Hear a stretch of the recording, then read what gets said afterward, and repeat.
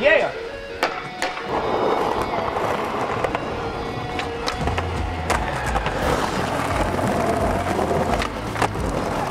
Name's Jose Hernandez. This is my story.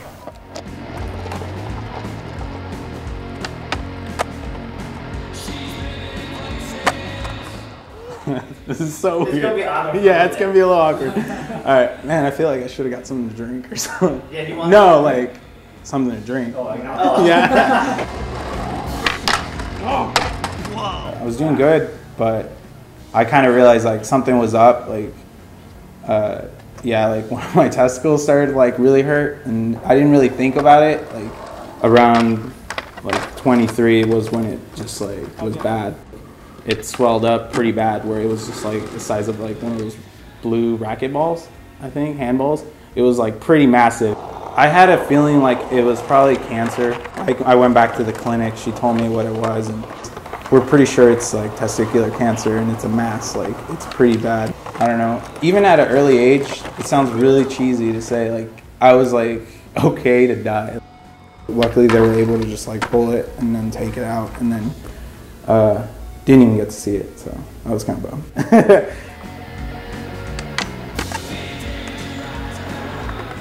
I was like pretty much cancer free for a few months, and then that's when I started feeling like I had something wrong with my back. They did the x-ray, and I was like, oh crap, like this is probably what it is. And it was in my spine plate, and it was, the tumor was growing in from inside the bone. It was schwannoma sarcoma. I didn't know what it was, but they told me, they were like, yeah, you need to start like thinking about like doing chemo. And when they told me chemo, I was just like, all right, like let's just get through it. I just kind of was just like, okay, if I can get through this, like everything else should be easy. So the second time when I did the chemo, I couldn't even skate. I was struggling to even like do an ollie. Like I tried a kickflip, and it was like so frustrating, like just knowing that I was like crippled. I've never felt that. I was in the clear for a while, for a year and a half. The third time, they told me it came back, and it was a lot bigger, and I would have to do the treatment with probably doing radiation too. The tumor had grown so big, it fractured my back. I think the first treatment was like Monday to Sunday, and I was just like, that was hell. The first time I did the chemo, it was fine. I still had my eyebrows, so I felt okay being out in the open. And this time I just like completely bald, just nothing on me. And when I saw it going away too, like I was just like, no, no, no, I don't want like all this to go, because I don't know, I just didn't want to see anybody. In my house, I was able to do something still. And then that time around, I was able to skate, and I loved doing it, and I can get away from it even though it was there. Like if I can still move, I'm fine. I don't know, sometimes I still don't feel like my art's like that good. I'm just always working on it. And I have a hard time painting in canvases. Like I'd rather do it on a skateboard or anything I can grab like that looks paintable. I think with skateboarding, like there's so much art in it. Or I showed my doctor, I was like, oh, I went to Hood River to skate in Oregon, and I was like, yeah, you want to see this picture I took of me?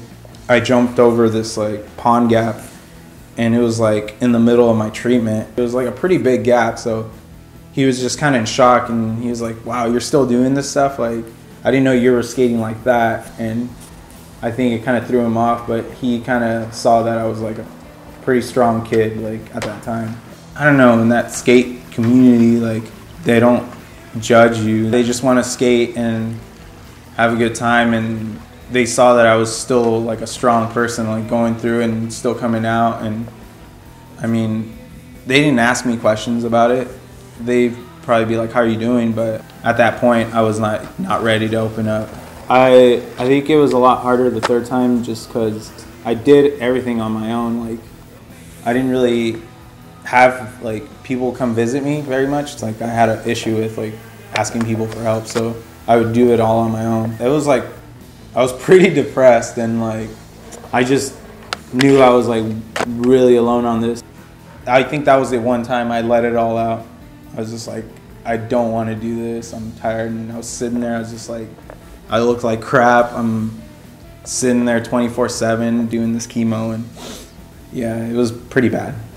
I've been cancer-free for a year now, I want to say. I feel great. I'm like so much energy.